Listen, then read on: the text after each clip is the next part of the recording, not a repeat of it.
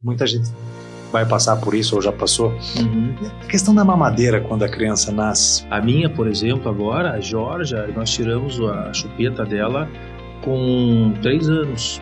Foi bastante, usou bastante. Foi bastante. Mas é bom tirar antes dos 4 anos. Uhum. Na própria anamnese do paciente, sabe, eu costumo muito observar os pais.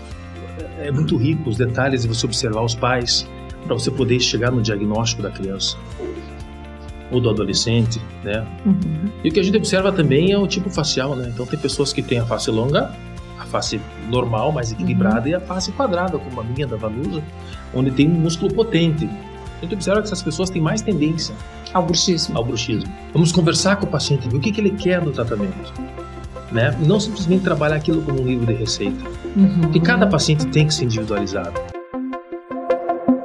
Sejam bem-vindos ao Mundo Real e reforço aqui que indique o nosso programa, o nosso canal, para que a gente espalhe aqui novidades no mundo da saúde. Vanusa, de volta com a gente. Olá, tudo bem? Ficou um tempo fora. Pois é.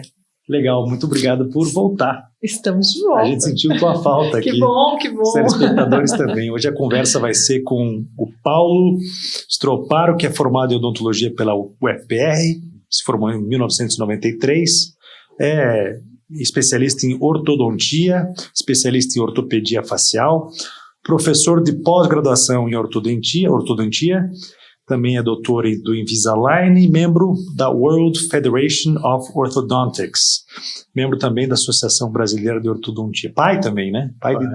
2 filhos. 2 filhos. Um de 19. 19 e a minha menininha de 3, o Luca e a Georgia. Agora, como é que é ser pai? Eu sou pai de 4 filhos, mas as idades... Não, é que ele é exagerado, né? Um de 14, 12 e daí 8, gêmeos de 8. É tudo meio pertinho. Agora, como é que é ser pai de um cara, né? Um homem de 19 anos, depois uma menininha de 3? Pois é, surpresas da vida, né? Não perde a prática? Não perde a prática. E eu sou um pai que sou muito presente. Agora aquele que acorda de madrugada, vai ver, troca fralda. Divide as tarefas. Tudo. Um amigo meu me disse que ele casou de novo, teve um filho no segundo casamento também, tem grandes e tem o do segundo menor.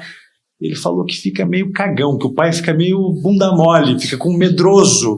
É isso mesmo? Não, eu tô gostando. Na verdade, a segunda, né, o segundo filho, que é a menina, veio do segundo relacionamento também. Tá. É uma inovação, é uma renovação da vida para mim. Então foi bem legal, tá sendo muito legal, tô curtindo muito. Eu acho que a gente fica menos exigente, né? Com o primeiro, certeza. Coitadinho, ele passa por uma experiência porque a gente tá aprendendo também e a gente quer que seja tudo perfeito, inclusive a criança esquece que é criança, né? Uhum. E aí numa segunda experiência você fica um pouco mais solto, eu acho, principalmente com mais maturidade, né, Paulo? O meu com 19 tá na medicina já, né? Fazendo medicina, cursando medicina, mas para mim é uma criança ainda. Então a gente sempre trata filho como eternas crianças, né? E é uma delícia. Dá para trazer a experiência que você teve, o aprendizado que você teve, muito. Os erros, os acertos. E no segundo acho que a gente erra menos, né? Eu não Que tento bom. errar menos. Ou erra né? de outro jeito. É. São outros traumas que a gente acaba gerando. Mas sabe, deixa eu te contar que eu lembro do dia que o Paulo passou no vestibular. Porque eu já conhecia a família, né? E conhecia muito a irmã dele. E aí, quando ele passou no vestibular, fizeram uma festa. Pensa numa família festeira. É a família do Paulo. Se precisavam de um motivo para fazer Tudo festa. é festa. Aí, não, vem aqui em casa que vai ter festa, que meu irmão passou no vestibular. Olha lá. Aí, isso Não, já e se todos que passaram, todos fizeram uma festa, Uma né? festa grande. É. E os 3 filhos dentistas, assim como o pai. Como pai. Agora, o que eu gostei Mas muito professor também. da tua carreira, a gente acompanhou, pesquisou, e eu achei muito interessante o fato de você trabalhar com outros profissionais da saúde. E assim, outro dia eu tive um problema, eu corro bastante, faço muito esporte, eu tive um problema em um tendão. Eu fui em um médico, o médico me receitou lá um antibiótico, pediu para eu parar, aquele negócio normal, vai resolver o problema da lesão. Mas a minha lesão está ali por um motivo.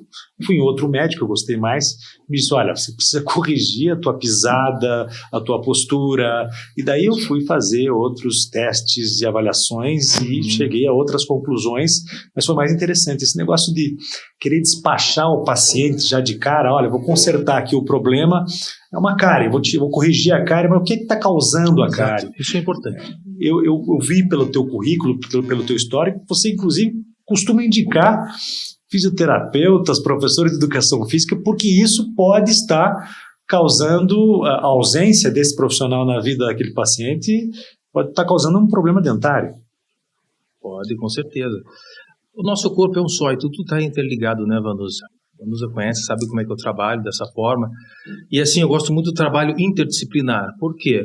Porque nós não conseguimos trabalhar sozinhos, né, no consultório. Então, nós temos os especialistas.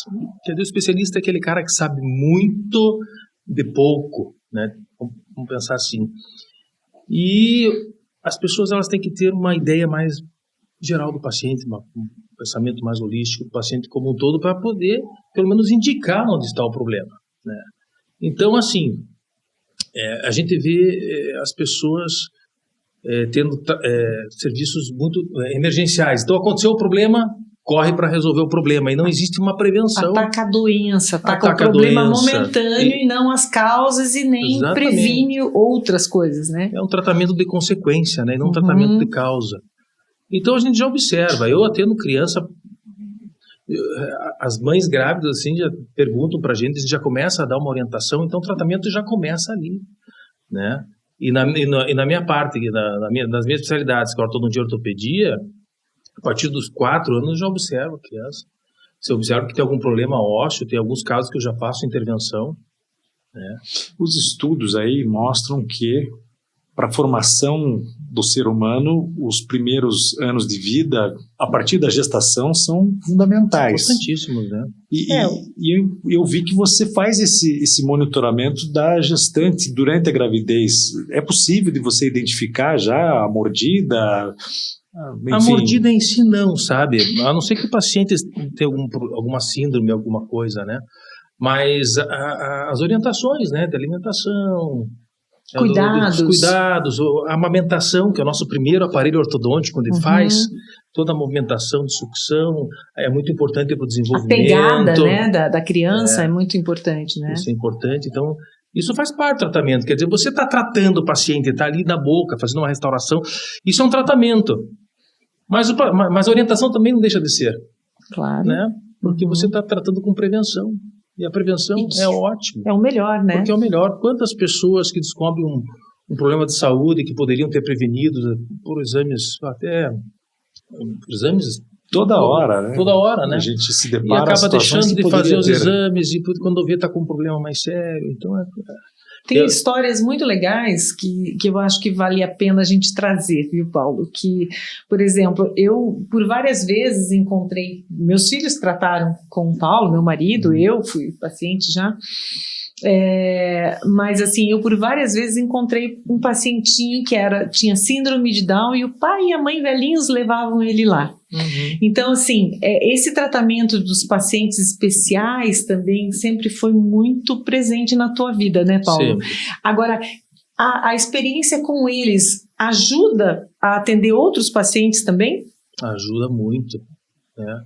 Eu não sei, eu gosto de fazer isso, né? Eu faço isso há 30 anos. Então é engraçado que essa experiência de 30 anos na odontologia, atendendo bastante jovem, adolescente, adulto, eu atendo falo claro no meu consultório, eu atendo do bisneto ao bisavô, atendo todos. Mas esta experiência, ela nos traz assim algumas percepções, entende?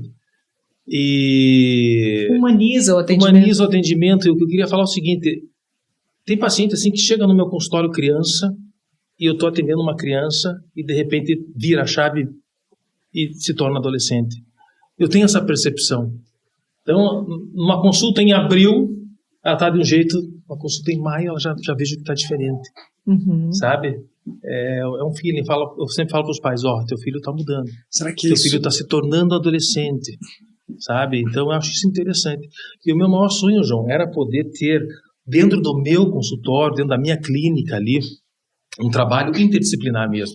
Não apenas na área da odontologia, eu ter um odontopediatra, um cirurgião dentista que faz restaurações e tal. Não, eu gostaria de ter fisioterapeuta, psicólogo, né? Então, quantas vezes eu diagnostiquei assim um adolescente, observei que o adolescente estava tendo um envolvimento com alguma coisa que não é legal, né? Então, fumando, alguma coisa, a boca, ela nos dá muitos sinais. Ela nos dá sinais de doença, ela nos dá sinais dos hábitos dos pacientes. Né? Então, pela boca do paciente você aprende muita coisa sobre ele. E essa parada que você dá quando você trata de crianças especiais, porque o profissional da saúde, assim como qualquer profissional, está no mercado de trabalho, passa a atender inúmeras pessoas e aquilo você passa a ser ali mais ou menos uma máquina, né, de atendimentos, porque você tem que cumprir agendas. Sim. E aquela coisa, e agendas ao mesmo tempo, às vezes curtas, né? E ao mesmo tempo vai ficando mais frio, né, porque precisa ser mais rápido, precisa resolver problemas, atender as pessoas com eficiência, vai virando ali, e isso é um grande problema também dos profissionais da saúde, né? Sim. Vai virando um robô.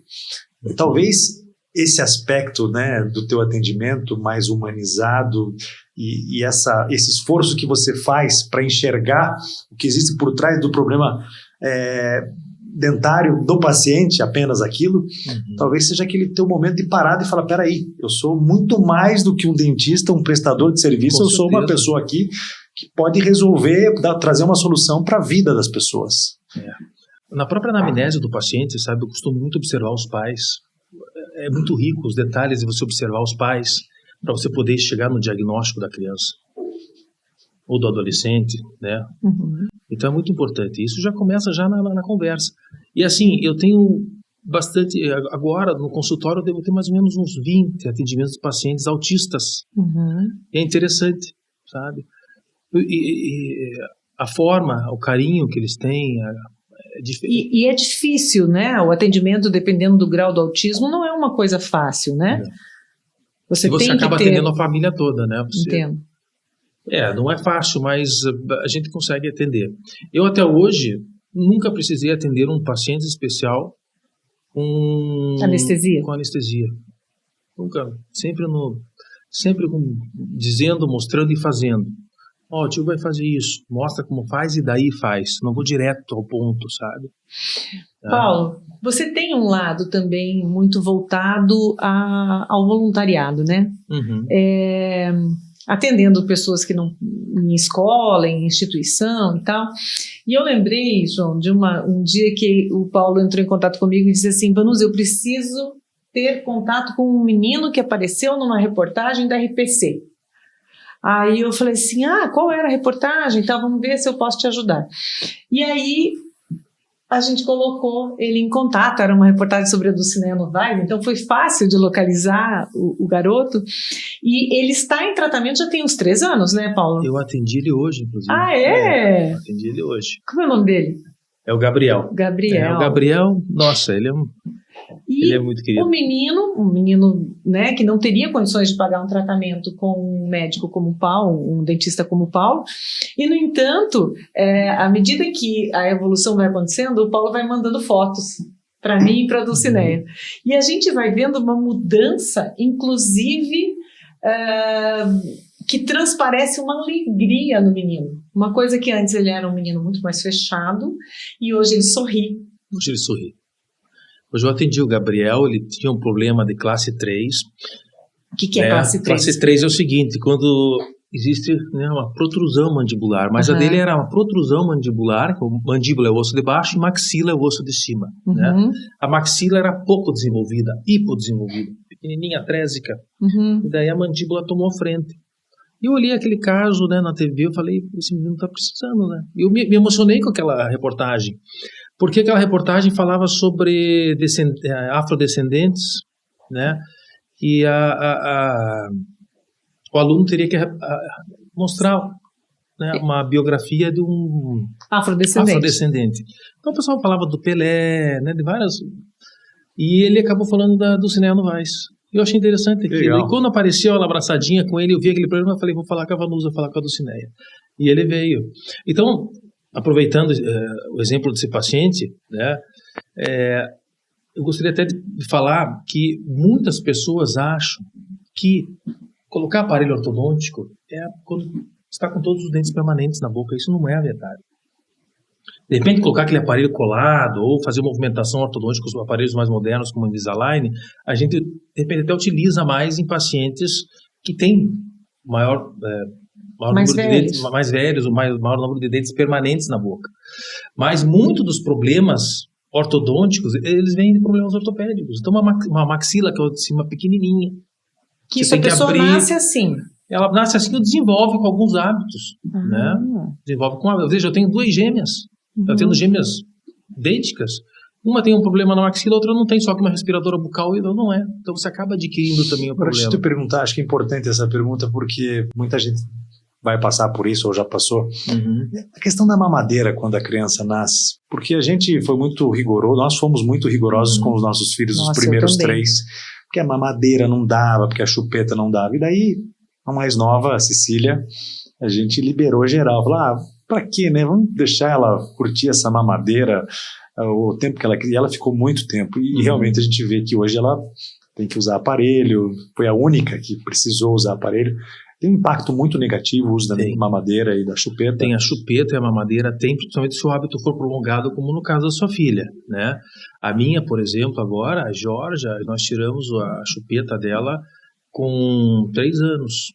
Foi bastante, usou bastante. Foi bastante. Mas é bom tirar antes dos 4 anos, né? Porque depois que lá pelos 6 começarem a cair os dentinhos e vírus permanentes, daí fica mais difícil, daí você vai ter uma mordida aberta. Então, mas você que tem essa visão mais humanizada da formação deles... Olha, a minha visão mais humanizada e como pai, eu vou dizer uma coisa. Né? Eu acho que para mim foi bom. Os meus 2 filhos chuparam chupeta. Os 2. Tá? E assim, eles gostavam, eu deixava. Tirei no momento certo.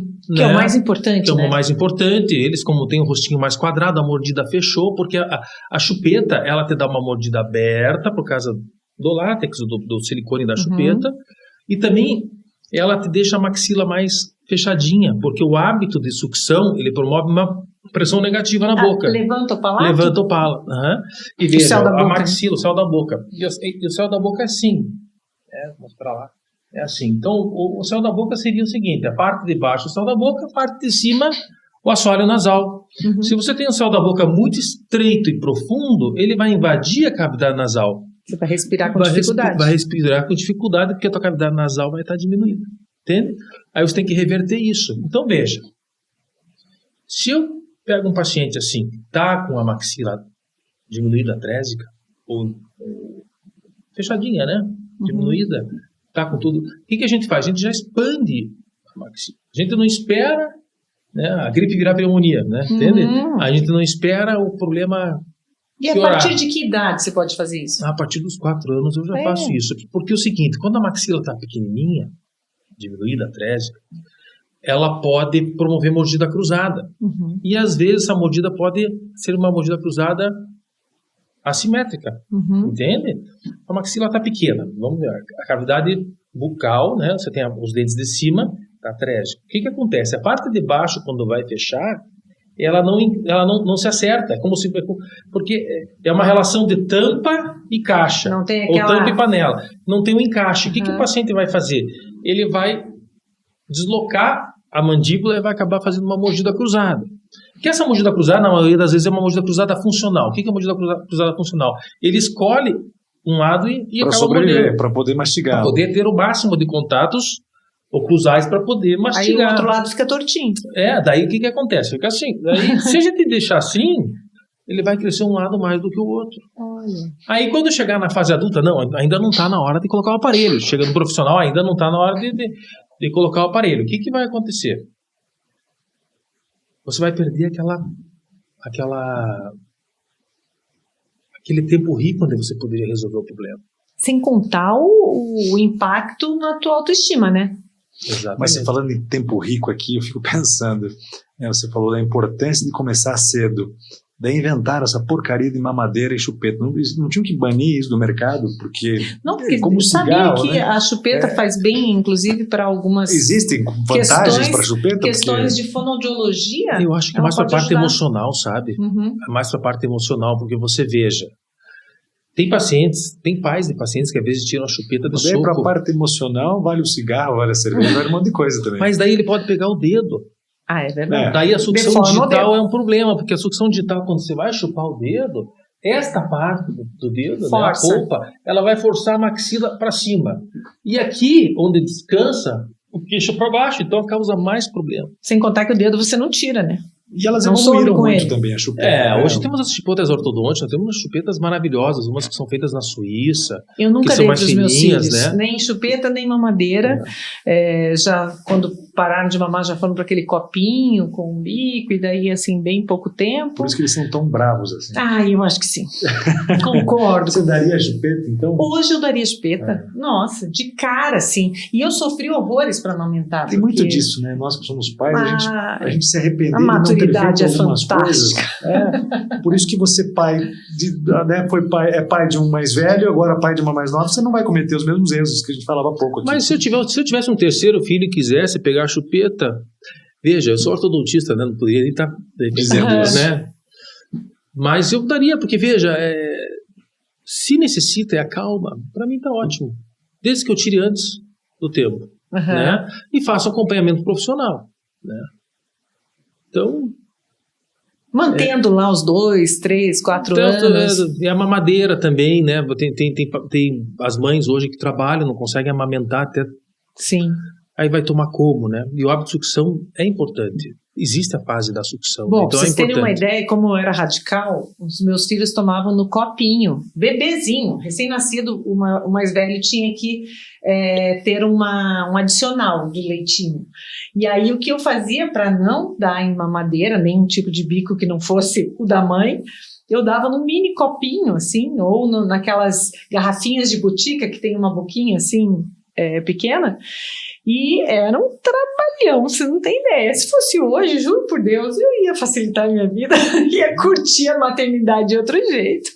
E ele usou o aparelho do mesmo jeito, né? Usou o aparelho do mesmo jeito. E para isso serve mãe, serve vó também, né? A vó é para fazer exatamente o oposto, né? Não Liberar geral, né? Faz tudo que os pais ficam lá segurando. Eu tô na idade de ser avó, e né? libera tudo. Mas eu queria falar sobre mastigação, né? Você falou aqui da sobrevivência, né, da criança, né, com a mordida cruzada para se alimentar. A mastigação, a gente fica nessa... Eu tenho filho adolescente, você teve já também. Aí é o pior, né? Você também, né? Quando eles sentam na mesa, parece que eles vão comer a mesa.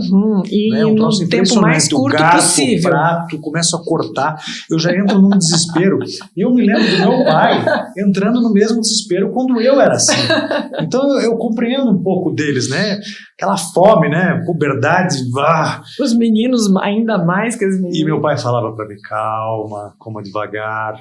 Mastigue 28 vezes, você tem 28 dentes, tem que mastigar bastante e tal. Eu que mastigar bastante, né? Qual é a mastigação perfeita? O que o senhor indica? A mastigação perfeita é mastigar bem. Muito, né? Virar papinha, né? Porque a saúde, a digestão começa pela boca, né?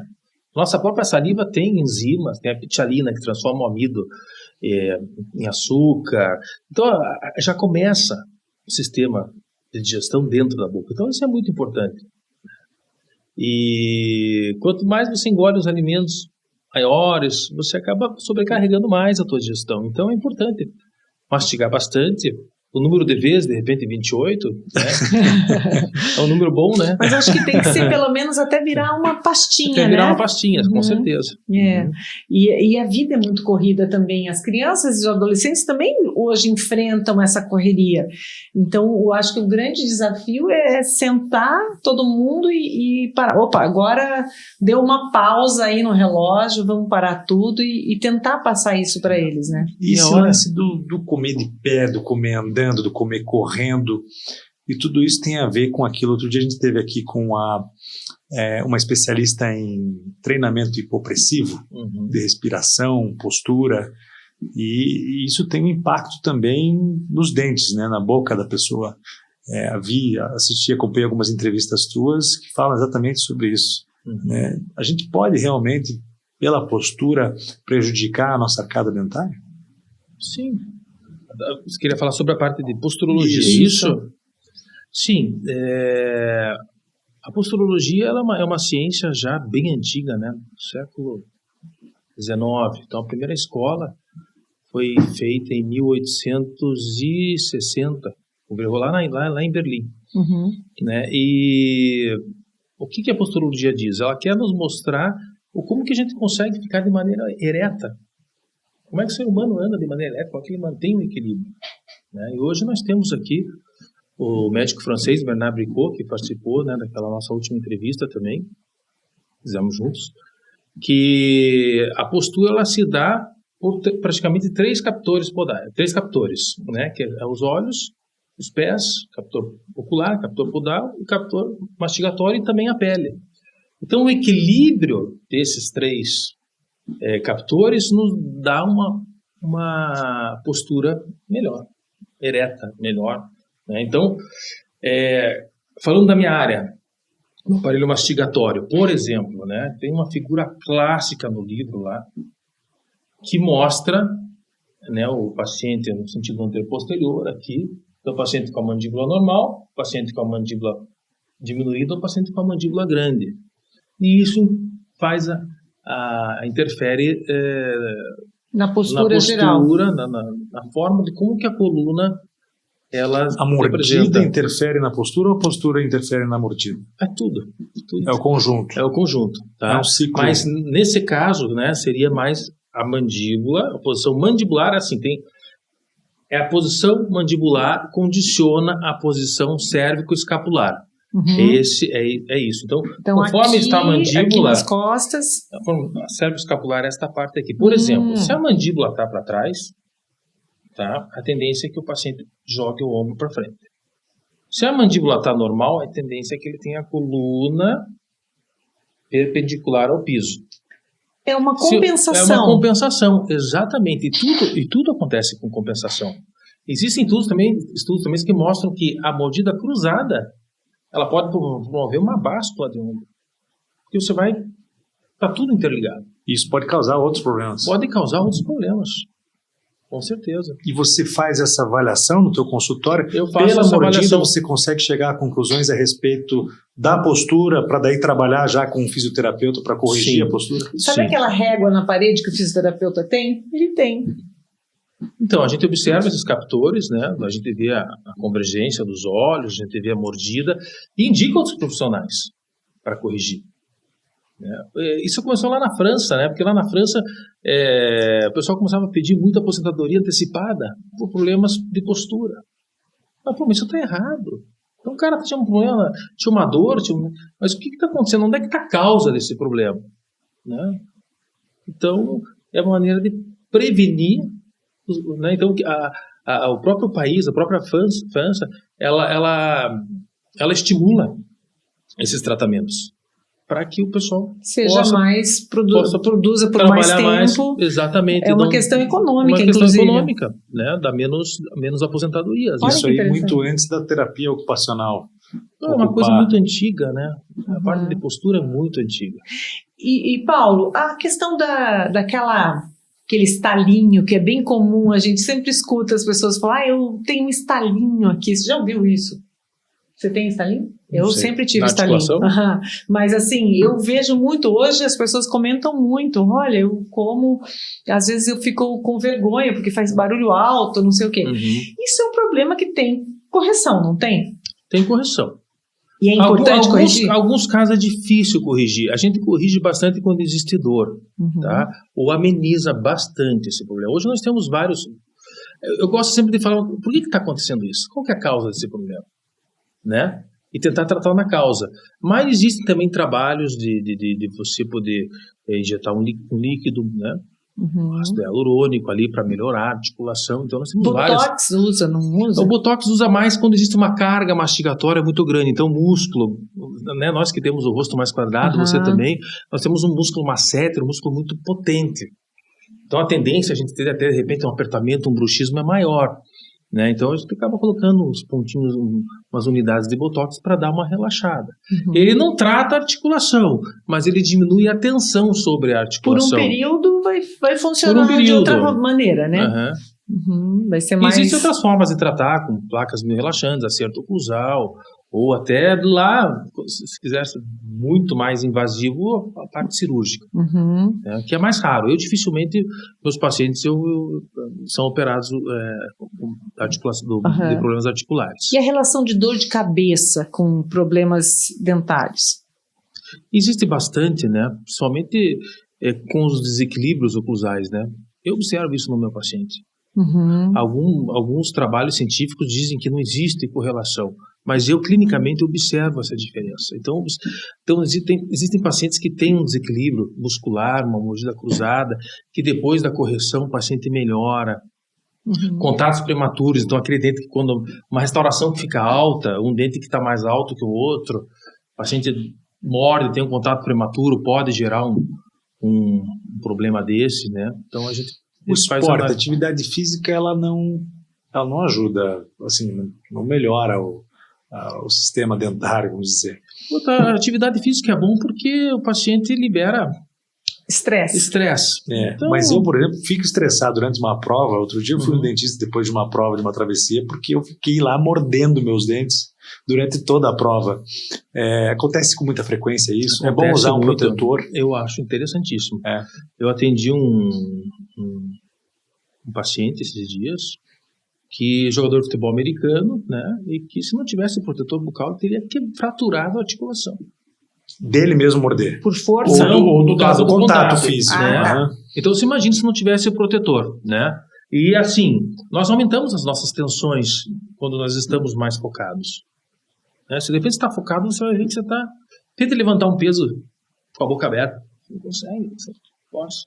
Então você imagina, né? Você tentou? Olha que interessante. Eu tento fazer uma rosca, pegar um peso do chão, na academia, fazer com a boca aberta. Você não consegue. Isso atrapalha a respiração também. Durante a atividade física, que pode causar outros problemas. Legal. Eu tenho muito problema de bruxismo. Você não... À noite, né? E atrapalha o sono, isso é outra coisa. Tem o bruxismo noturno, tem o bruxismo acordado, vigília, então tem várias formas. Tem como evitar? Olha, normalmente quem tem bruxismo acaba tendo um pouco mais, um pouco menos, mas dificilmente acaba tendo, vamos dizer, a cura assim, do bruxismo. É muito difícil. Nossa, eu tenho um problemão, ainda difícil. Mais agora, depois de uma idade, depois de ter feito quimioterapia, menos cálcio e tal. Você vê na pandemia, na pandemia agora, existem até trabalhos mostrando que durante a pandemia o aumento de apertamento e bruxismo. Sério? Muito. Porque a tensão, as pessoas passaram a se estressar mais, né? Se preocupar mais também. A mídia mesmo, mostrando casos de morte e tal. Então isso vai deixando as pessoas com parentes próximos, doentes, é uma tensão mesmo louca, né? Existe um treinamento, um tipo de exercício que a gente pode fazer para diminuir isso? O bruxismo? Olha, normalmente nós trabalhamos com plaquinhas para relaxamento, mas para você poder não ter o desgaste dentário, né?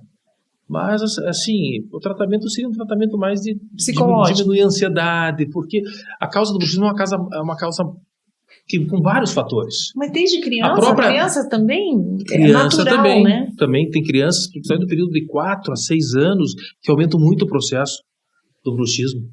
Porque meus filhos sempre notei, eles fazem bruxismo até hoje, mas eu acho que é hereditário esse negócio já. Tem que cuidar, né? E às vezes o bruxismo pode também aumentar o zumbido do ouvido.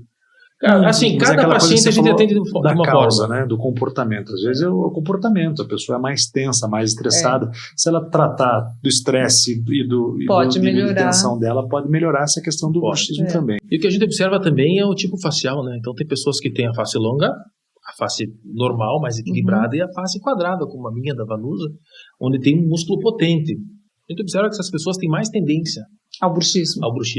E a quebrar os dentes. Potente, Agora você falou, aqui a Vanusa trouxe uma história muito legal, você entrar em contato com uma rede de televisão para ajudar a salvar o sorriso de um jovem. Você faz isso muito, na rua, por exemplo, você está caminhando no shopping, vê um cara lá que tem um problema de mordida cruzada, alguma coisa nesse sentido, para o cara, escuta, eu sou dentista, eu posso te ajudar. É difícil também, porque o cara vai pensar, não, o cara está querendo vender o serviço dele, né? Ou tá falando mal dele, não tem problema nenhum, tá me achando feio, o que é, cara? Assim, eu não abordo o paciente, você tem um problema e tal, né? Mas nesse caso, foi um caso que eu adotei no consultório. Então, assim, eu tenho alguns casos que eu acabo pegando no consultório e fazendo o tratamento, né? Às vezes, quando tem um intermediário, né? Olha, eu posso ajudar. Facilita, você conversa com ele. Se a pessoa tem interesse, né? Agora, você começa a ficar também meio maluco na rua, olhando só para as pessoas, né? Você sabe que o problema dentário. Você sabe que o olho da gente vira um scanner. Você olha, aquele tem classe 2, aquele tem... aquele tem a simetria de face. Agora com a máscara ficou mais difícil, né? Mas você acaba... Não, isso é um treinamento. É um treinamento mesmo. A gente, por exemplo, tá olhando terreno para alugar. Começa a procurar, começa a achar, de repente começa a achar e começa também a ver o que é bom e o que é ruim naquilo ali, né? Você começa a prestar mais atenção nos detalhes daquele terreno. Esse terreno é plano, aquele lá já tem não sei o que, ali passa um córrego, né? Você começa a apurar o teu olhar, né, para a imagem. Isso é bem interessante. No jornalismo, por exemplo, quem trabalha com jornalismo que envolve a imagem, a gente trabalha muito também a questão visual, porque você está o tempo todo ali tentando analisar se aquela imagem é boa, se ela ajuda quem está ouvindo a narração do repórter, por exemplo, ou se ela vai ser agressiva aos olhos do telespectador também. Isso também são cuidados que você tem que ter. Então é um treinamento. Sim. E é diário isso, né? Não adianta. O olho fica calibrado. Você já vê e já sabe. Agora, interessante é o seguinte, eu acho que a odontologia ela saiu assim daquele espaço de dente, né? E a gente ampliou a visão. E tem que ter essa visão. Só que, veja, nós temos que ter a visão também corporal. Né? Não que eu vou mexer no corpo, fazer qualquer tipo, mas eu tenho que saber indicar o paciente, né? O nosso início de conversa, né?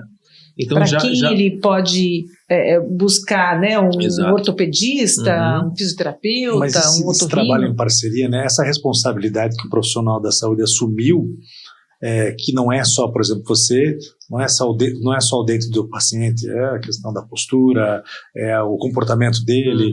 Também a gente vê através de outros profissionais, né? O próprio personal trainer, o profissional de educação física é capaz de indicar um dentista, o fisioterapeuta, o nutricionista, o médico. O médico tinha um preconceito com o fisioterapeuta e com o personal. Difícil dizer isso, mas é verdade. Com o personal, por exemplo, o médico prescrevia atividade física, né? Geralmente era natação. Não, vai fazer natação, porque natação não tem impacto, não vai se machucar. Vai fazer natação, em vez de indicar para um personal trainer, um profissional de saúde. Hoje, o médico ortopedista se reúne lá, monta um grupo no WhatsApp com o professor de educação física, o fisioterapeuta e trata do problema em conjunto. Essa visão é mais oriental, não é? Uma visão holística, assim, como um todo. Eu vi bastante isso na Europa também, sabe?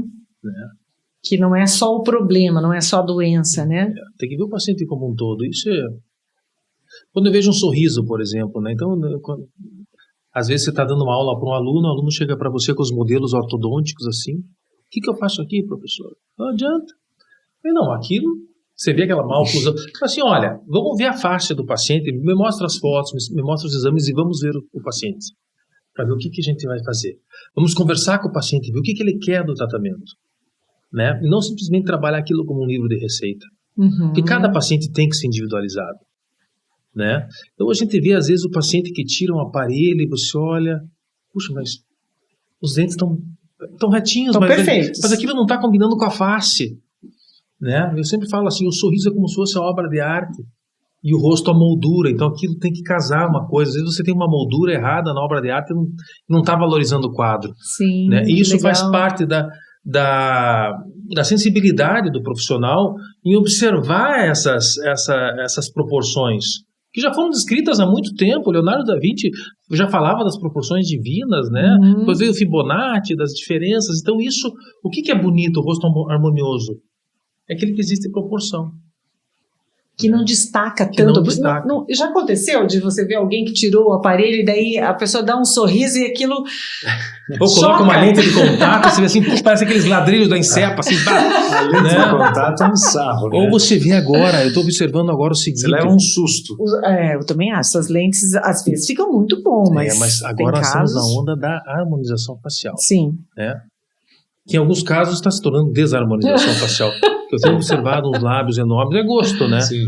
Né? Então, essa coisa de aumentar aqui para ficar com esse quadrado. Você veja que interessante isso, Vanusa. Você falou esse negócio de mandíbula, né? Muitas vezes a pessoa quer pôr mandíbula porque não teve um tratamento lá atrás. Você entende? Então, quando a mandíbula está para trás, o ângulo da mandíbula, que é chamado gônio, que está aqui, esse aqui, se a mandíbula está para trás, ele se esconde. Entende? E daí o paciente não foi tratado. Daí o que a pessoa faz? Acaba compensando. Colocando alguma coisa ali. Ou tem até um tipo de lipoaspiração que se retira a gordura. Que retira aqui. A bichectomia também, bichectomia, né? Que o pessoal tira a está fazendo. Mas por isso a importância de você observar o paciente criança. Porque assim, a ortodontia, a ortopedia, né? Eram duas ciências que elas meio que... Elas não tinham rixa, mas elas andavam lado a lado. Então, o ortopedista funciona, a ortodontia não funciona. E o que eu fiz? Eu uni essas duas especialidades. E assim, a maioria, muitos problemas ortodônticos de dentes vêm de problemas ortopédicos, né? Então, eu falo para o meu paciente assim, você tem a maxila, que é o osso de cima, você tem a mandíbula, que é o osso de baixo, e você tem os dentes. Eu falo assim, vamos comparar com o seguinte, você tem o campo de cima, você tem o campo de baixo e você tem as sementes. Mas o problema não está na semente, está no campo. Uhum. Vamos resolver o campo para depois distribuir a semente. Então, assim, nós temos a ortodontia preventiva, a interceptadora, a corretiva e a ortodontia reabilitadora. Então, a preventiva, o que é? Aquele negócio da chupeta que você falou. O paciente está usando chupeta, olha, vamos até os 3 anos, vamos parar essa chupeta, vamos diminuir a chupeta, vamos monitorar para não ter dedo, vamos ver se tem respiração, ortodontia preventiva, ou perder um dentinho, vamos colocar um outro dentinho ali, uma alça para não perder o espaço, essa é a ortodontia preventiva. A ortodontia interceptadora, ou ortopedia também, é o caso do menino da RPC. Eu observei e vi que aquela maloclusão estava se formando daquele jeito, ele já estava mordendo errado. Intervenção. Daí o que eu fiz? Ele estava em crescimento. É como se fosse uma planta, um broto de rosa que está crescendo torto. Quando o broto de rosa está crescendo torto, você vai lá, coloca uma estaca, né? Você que gosta de mexer com as plantas, né? E ela vai. E você faz a interceptação do problema, né? Se eu puder depois mostrar as fotos para vocês que eu tirei dele hoje. Aí você tem a ortodontia corretiva. O que é a ortodontia corretiva? Eu peguei esse paciente da RPC, ele não foi tratado, esse menino que eu vi. Lá na frente, eu vou tratá-lo. Então eu deixei o problema aumentar. Né? O que vai ser feito lá? Uma cirurgia ortognática. O que é? Eu vou deixar o problema acontecer, ele vai estar com os dentes do torto, a mandíbula para frente, a maxila para trás. Aí eu vou corrigir o problema. E é bem agressiva, né? Porque tem que amarrar os dentes, né? Tem que fazer anestesia geral, né? Tem casos que são muito difíceis, né? Que mesmo eles vão cair numa cirurgia ortognática. Nesse caso, não. Mas você consegue interceptar o problema. E daí, na corretiva, você corrige o problema e faz a ortognática. E na reabilitadora, é quando você já tem mutilações, quando você perde um dente. Quando você perde um dente, você perdeu um dente de baixo, de cima vem para baixo, de trás vem para frente. Então você tem que reabilitar, você tem que criar espaço para colocar os dentes. Agora, olhando mas tua visão está perfeita. Você analisar o paciente, o comportamento do paciente, estudar, né, a harmonia do rosto, da mordida, da postura, enfim. Isso é fantástico. Por outro lado, tem aí o Invisalign, né? Assim que se chama, Invisalign. Invisalign. Isso geralmente vem de fora, de outro país. Vem de outro país. Você tem como detalhar exatamente a tua prescrição de acordo com aquilo que você está enxergando no resultado que você quer buscar para o paciente? Para que ele venha de fora já para cumprir esse objetivo? Porque eu vejo como uma coisa meio pronta. Né? É difícil, você vai ter que fazer, vai mandar. Como é que chama que o teu aluno trouxe lá? O modelo, o que eu faço aqui? O modelo vai para fora e vem aquilo. Quem produz lá o Invisalign não tem condição de fazer essa avaliação mais detalhada que você faz. O Invisalign é um aparelho que não é tão visível, é isso? Sim, é um aparelho que ele como se fosse ele é parecido com aquelas placas de clareamento, sabe? Parecido. Transparentinho. Lembra, tal. Veja, eu gostei muito dessa pergunta, obrigado pela oportunidade de poder falar sobre isso.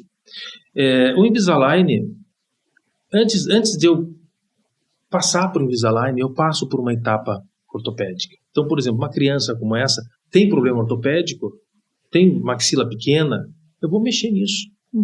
Entende?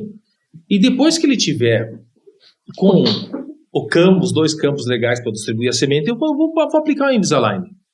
E o que é o Invisalign? Ao contrário do que muita gente pensa, ele não vem um aparelho pronto. Antigamente você mandava uma moldagem lá para os Estados Unidos e eles faziam naquela moldagem um tratamento ortodôntico onde onde é uma sequência de alinhadores. Então, por exemplo, o paciente lá deu 20 alinhadores, ele vai trocando aqueles alinhadores, aquele par de alinhadores a cada 7, 10, 15 dias, às vezes até 20 dias, e os dentes vão se movimentando. Só que a tecnologia é tão interessante, e ela está hoje tão a nosso favor, que mudou a forma de nós fazermos esse aparelho. Então eu utilizo muito o Invisalign hoje no consultório. Antigamente eu olhava o Invisalign assim com muita desconfiança, porque realmente vinha uma coisa pronta, você tinha um técnico para você ter que falar como é que você queria e vinha, sabe? E você não tinha um refinamento de finalização. Tá. Hoje o Invisalign funciona da seguinte forma. Para mim hoje é o melhor aparelho estético dos alinhadores, é o Invisalign. É técnica ou é produto?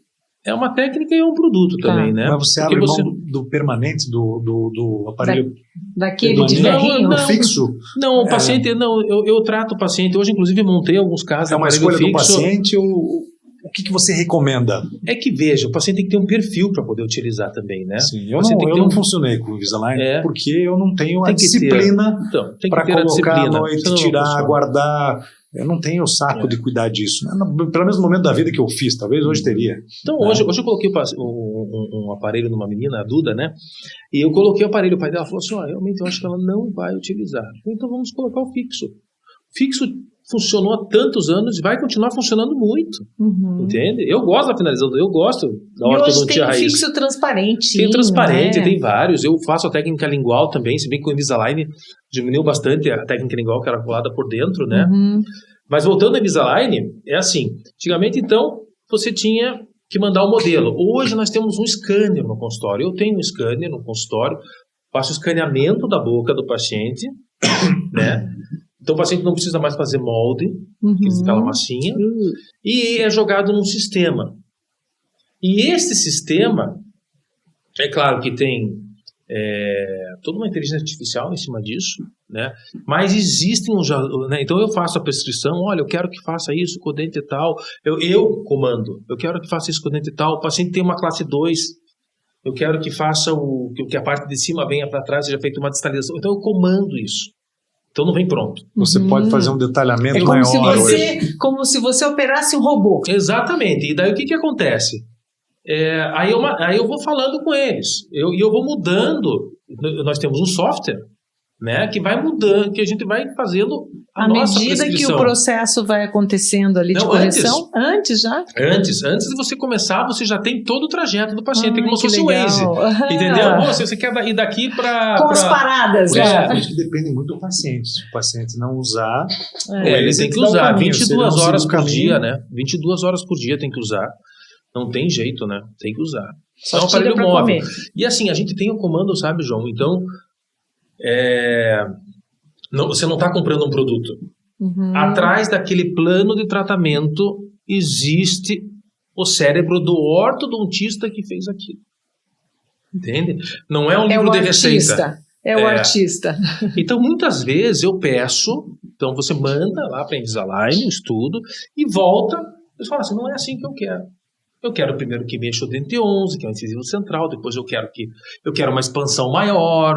O paciente às vezes tem aquele corredor bucal, né, que sorri, fica aquele espaço entre o lábio e os dentes, fica aquele corredor bucal, eu quero que faça uma expansão maior, eu comando essa expansão no software, e só depois que estiver de acordo com o que eu quero, eu vou lá e aprovo. Quando eu aprovo, depois de 20, 25 dias... se bem que agora está tendo um pouquinho de problema na receita lá, então acaba demorando um pouquinho mais, mas normalmente em 20 dias chega dos Estados Unidos, chega o conjunto dos alinhadores, e você vai trocando. E você também tem alguns acessórios que você coloca ali, que são os attachments, que são umas bolinhas de resina para poder dar, você usou, deve saber, né, ali, para poder dar eu sofri demais antiderrapante, digamos, não gripe, né? E o bacana do Invisalign é que como eles estudam, como eles estão na frente das outras empresas há muito mais tempo, a qualidade do plástico é outra, né? Nós temos o Smart Track, que ele tem memória, é um plástico com memória, então ele abraça mesmo o dente, né? E é diferente do aparelho convencional, porque ele abraça o dente. Você tem o controle tridimensional. O bracket você cola na frente e conforme o arco que vai passando, ele vai fazer. Então, você às vezes acaba tendo um pouquinho mais de sensibilidade, mais dor, porque tem uns dentes que acabam recebendo mais força que os outros. E o Invisalign é mais suave. É mais suave, mais balanceado. Gente, a tecnologia é incrível, né? Agora, por outro lado, até para a gente ir concluindo a nossa conversa aqui, é muito caro, né? O Invisalign é caro, o tratamento dentário é caro. E no Brasil, a gente tem os convênios que cobrem médicos, atendimentos emergenciais. Fora do país, por exemplo, existe o convênio, o cara vai começar a trabalhar, tem lá o convênio de saúde para tratamento médico e também do dentista. Mas tem aqui também, só que os bons nem sempre estão lá, né? Cadastrados. Eu estou numa guerra com esses convênios, porque a gente gasta uma fortuna com convênio e acaba não usando o convênio tanto. não serve para nada, né? No fim das contas. Você fala, não, agora tem toda a cobertura. Ou é uma chatice, né? Tem que liberar a guia, não sei aonde. Agora até melhorou um pouco. Ou o seguinte, o exame não... Ou você tem que fazer o tratamento para depois pedir o ressarcimento. É tudo complexo. Será que a gente vai chegar a um nível no Brasil em que o tratamento dentário vai ser tratado com a mesma prioridade que o tratamento médico? Não que o tratamento médico seja, mas é um pouco a mais, né? Mais avançado. Porque a saúde começa pela boca, né? Sim. E isso vale também, a gente vê aí, né? A gente tem um país de diferenças sociais muito grandes, as pessoas precisam de dente no Brasil para comer, para mastigar uma carne, né? E para sorrir também, né? Para melhorar a autoestima. E ainda estamos muito atrás ainda de outros países, né, que evoluíram. O que me deixa mais triste é que nós estamos num país que nós temos... É o país que mais tem faculdades de odontologia. Pois é. E temos ótimos dentistas. E nós temos também uma saúde bucal ainda precária, né?